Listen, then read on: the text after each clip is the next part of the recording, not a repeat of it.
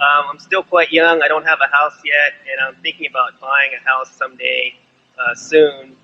And in order to do that, I'm going to have to put a down payment, which means I might have to share or sell my shares. And I was wondering if you can provide some insight on when is the best time to buy a house and how much down payment you should be putting down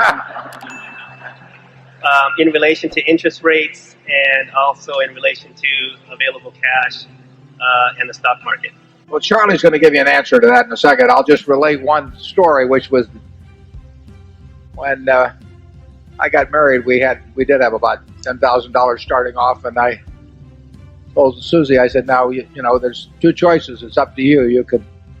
We can either buy a house, which will use up all my capital and clean me out, and it'll be like a carpenter who's had his tools taken away from him, or you can let me work on this, and someday, who knows, maybe I'll even buy a little bit larger house than would otherwise be the case. So she was very understanding on that point, and we waited until 1956. We got married in 1952, and I decided to buy a house when the down payment was about 10% or so of my net worth, because I really felt I wanted to use the capital for other purposes. But that was a way different environment in terms of what was available to buy.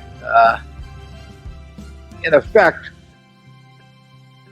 if you have the house you want to buy, I definitely believe in just going out and probably getting the job done. But in effect, you're probably making something in the area of a 7 or 8% investment implicitly when you do it. So, you'll have to figure out your own equation from that. Charlie probably has better advice on that. He's a big homeowner in both senses of the word.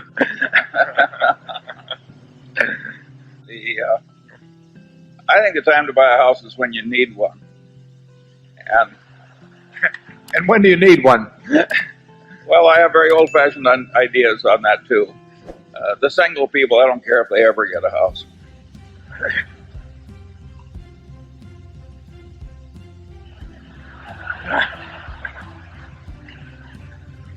When do you need one if you're married, Charlie? I'll follow up here. You need one when your wife wants one. Yeah. I think you've got that exactly right. Yeah. Okay. Hope it isn't a margin call. Thank you for watching. Please like and subscribe Financial Thinking YouTube channel and follow us on social media.